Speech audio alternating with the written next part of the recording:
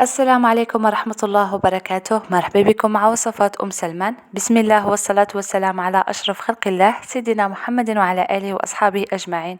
الوصفة ديال اليوم إن شاء الله غنشارك معكم أكلة محبوبة الجماهير اللي كيبغيها كبير والصغير، كتجي رائعة بزاف، لذيذة واقتصادية، ما فيهاش بزاف نتاع المكونات وكذلك سهلة التحضير، كتوجد في 10 نتاع الدقائق. كنتمنى أنكم تجربوها لأنها فعلا كتجي رائعة بزاف وكذلك بدون بصل. مع هذا الغلاء نتاع الأسعار غادا نقدموا هكا وصفات اللي كيكونوا اقتصاديين وفي متناول الجميع. غادا نبداو على بركة الله مباشرة في المقادير وكذلك طريقة التحضير.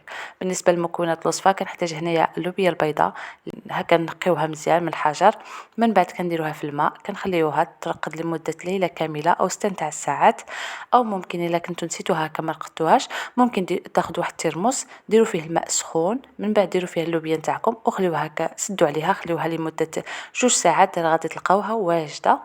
صافي. بالنسبه للمكونات كذلك غادي نحتاج هنا حبه من الطماطم يكونوا بحجم كبير، اذا كان عندكم حجم صغير ديروا 3 حبات من الطماطم مع 3 فصوص من الثوم. بالنسبه للمرحله الاولى اللي كندير اللوبيا كنفزق هكا في الماء كما قلت لكم ليله كامله، من بعد كناخذوها كنصفيوها من داك الماء اللي قدات لينا فيها، كنديروا لها ماء هكا يكون سخون، ممكن تزيدوا عليها كذلك ورق الغار او ورق سيدنا موسى وكتطبخوها هكا حتى كيدخل فيها الطياب. هذه المرحله البنات بالنسبه للناس اللي عندهم هكا ليكاس ما كيقدروش هكا ياكلوا اللوبيا يعتمدوا هذه الطريقه ويردوا عليا في التعاليق. صافي غادا نخليوها على جنب. غادا ناخذ طنجره نتاعي، غادا نحك فيها 3 فصوص من الثوم. كما قلت لكم هذه الوصفه الصراحه انا ما كنتش عوله انني نصورها معكم، داكشي علاش ما صورتش لكم الوصفه بلي ديتاي.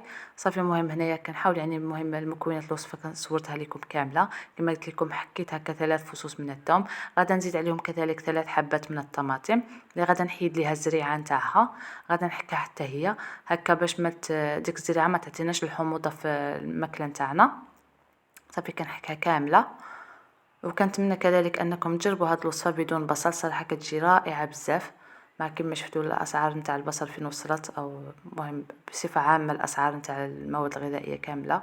صافي هنايا كناخذ العطريه ملعقه صغيره من عفوا من الخرقوم او الكركم، ونصف ملعقه صغيره من الابزار او الفلفل الاسود، وملعقه صغيره مملوءه جيدا من البابريكا او التحميره، وشويه كذلك غادا نضيفوا كذلك الزيت.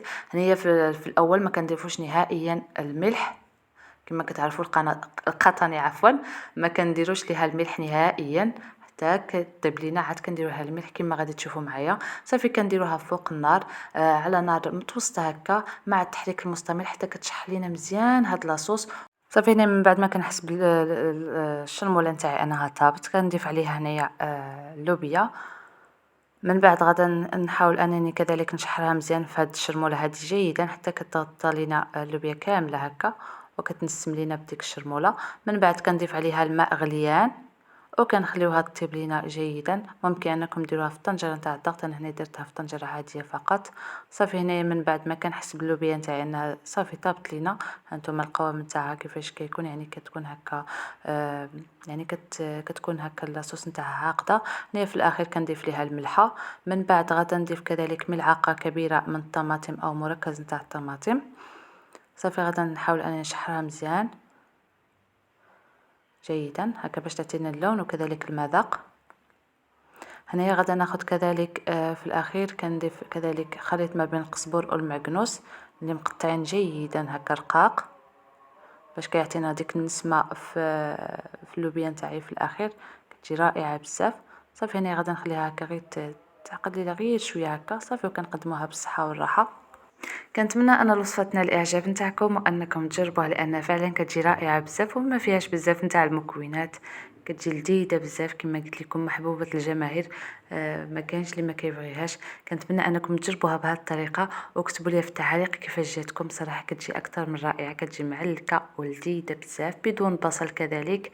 وكنتمنى انكم تشجعوني باللايكات نتاعكم وبتعاليقكم المحفزه اللي كتشجعني اكثر باش انني نعطي المزيد من الوصفات اللي كيكونوا اقتصاديين وفي متناول الجميع. دمتم في رعايه الله وحفظه، والسلام عليكم ورحمه الله وبركاته، مع وصفه قادمه بحول الله.